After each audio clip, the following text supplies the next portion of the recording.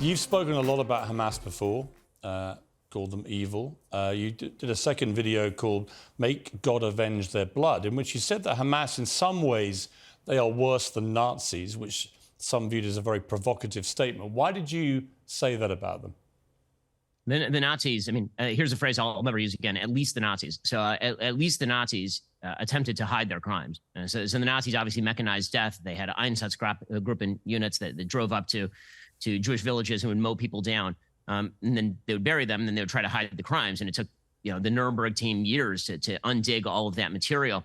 In this particular case, you have Hamas terrorists who are murdering Jews in their beds and then live streaming it and celebrating it and bragging about it and talking about how incredible it is and blasting that sort of stuff out. I mean, the videos that I've been showing on my show, a lot of them are coming directly from Hamas. I mean, it's Hamas that is taking contemporaneous video of this sort of stuff. And that's a whole new level of evil. I mean, to celebrate this sort of stuff, to treat it as a triumph. I mean, I think the thing that people really have to realize here is this is not a military operation. This was not a military operation. I mean, people have compared this to, for example, the 1973 Yom Kippur War.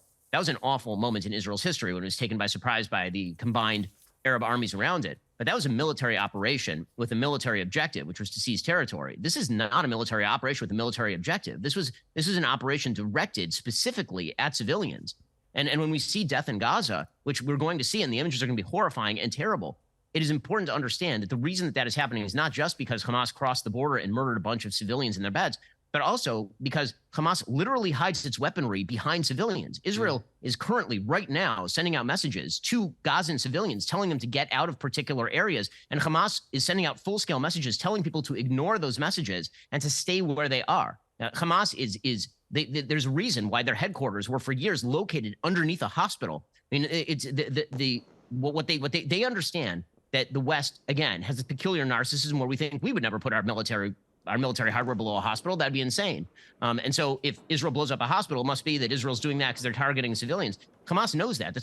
That's why they're doing it. That's why they're doing it. They literally hide their rocket launchers behind apartment buildings in the hope that Israel will strike back and have to kill civilians in the process. Israel cares significantly more about civilian casualties in Gaza than Hamas ever has. I mean, there have been so many horrendous images and videos. The poor girl from the music festival taken away on the motorbike was just bone-chilling to watch. I saw something on CNN yesterday with Jake Tapper where he's interviewing the relative of his grandmother, who was murdered, and Hamas posted the video of her being murdered onto her Facebook page so her family would watch it. I mean, when you hear that, it's sort of unconscionable. It's kind of beyond depravity. This is inhumanity.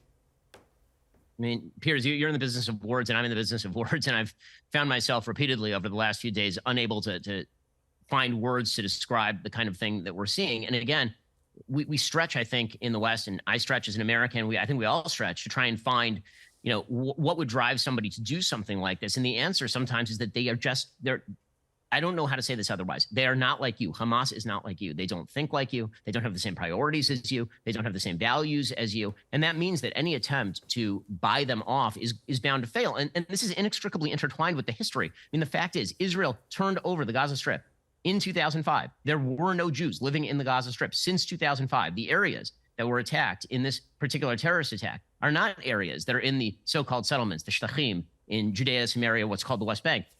That's not the area that was attacked. The area that was attacked has been sovereign Israeli territory since 1947-48. And that territory was attacked from across a border that is entirely controlled by Hamas, which has utilized pretty much every dollar that has flooded into that region over the course of 20 years from America, from Europe, taxpayer dollars that have been used to build up these terror capabilities. And every time there are cement shipments into the area ruled by Hamas, Hamas has used it to build terror tunnels. Pipes that have been sent into the area ruled by Hamas that were meant to build sewage systems have been repurposed and used for rocket tubes. I mean, it's utterly insane. And to try and come up with some sort of territorial solution, this is really just a territorial dispute.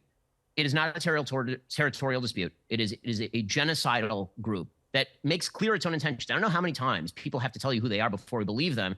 The reason that I've been saying that Hamas is genocidal for literally my entire career is because they say in their own founding documents that they are genocidal. It's not as though they're attempting to avoid culpability or responsibility for this. They are saying it out loud. They're begging you to take them seriously. Well, they're also terrorists. I mean, let's just be crystal clear. This is an act of terrorism that we saw at the weekend, the worst since 9/11, one of the worst terror attacks in modern history.